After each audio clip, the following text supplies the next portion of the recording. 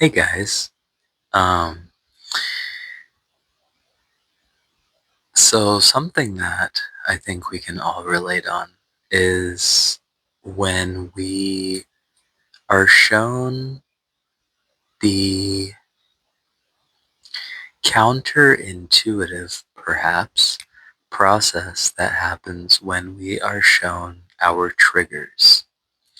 So I want to share a journaling entry I made after an interaction where I was actually the person who triggered someone else. I know, go figure. And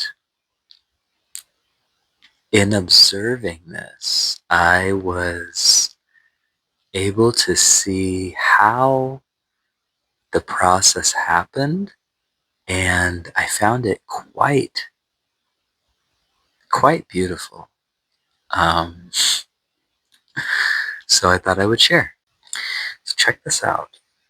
Trigger, right? Trigger uncovers a pain point. Okay.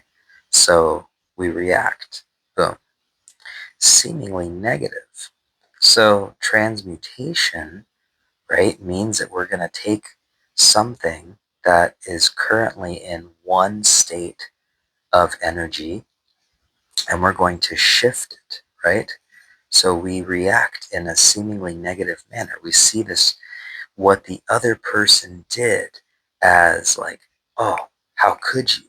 But then it's like, okay, flip it on myself. There's something going on here that I am to reconcile inside, right? So feel all of that negativity, feel all of that. That will make for a stronger transmutation. Then we realize that this means there's a transmutation in process, right? So what do? We affirm what is our top choice of action here. We're like, okay, you know, I would like to do XYZ. If this was the time when this trigger was actually created, like when this trigger was actually created, I would have liked to do ABC. Okay, let's do it. Assert autonomy, right? Stand in light, because that is truly at the heart of every single transmutation, right? We felt a lack of agency. We felt like um, someone did something to us, and then we transmute it, and we're like, okay, I'm going to take control, and I'm going to decide how this operates in my life. We've stood in our light. Now, we understand that neither one of these people were the villains, right? It's not about the person who triggers us. It's about the internal belief, right? So then their uncovering of the pain point is actually a gift. So here's a transmutation in process. We take something that we were looking at as negative, we see it as a beautiful gift to help us feel more into our power, feel more into our autonomy, feel more into our light. And then, of course, this is only going to happen once we relax, let our nervous system calm down. We draw the similarities to the past situation. We forgive everybody, especially ourselves. Because, so often the biggest piece of work in a transmutation or, in a shift like that is when we're actually going to forgive ourselves.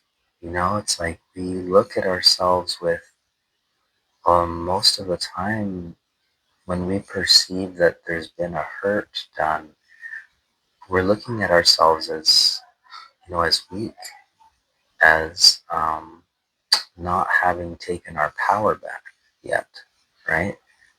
And that's okay. It's just part of the progression. So that's why I'm saying that it's all transmutation, right? We're going to shift our thinking. We're going to get triggered, then we're going to shift our thinking to seeing that them triggering us was beautiful, that it's alerting us to this belief system inside that is keeping us from being able to stand in our power. So we make that shift. We de-villainize them. We take it away from being about the people.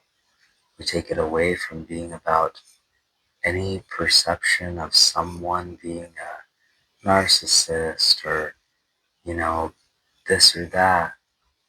Unless it's obviously like, something like, you were abused, you were sexually molested, like things like that. I'm not touching on those. This is purely emotional, right? And with that said, it's like easy for, at least for my mind, to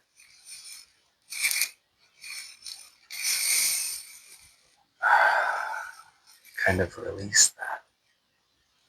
Kareem, Shreem, Kareem, Shreem, Kareem, Shreem,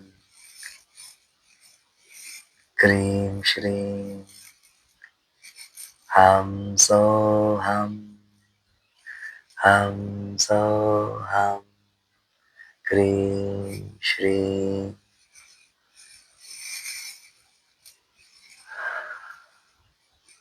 Yam, sa, so, hum, Kareem, Shreem.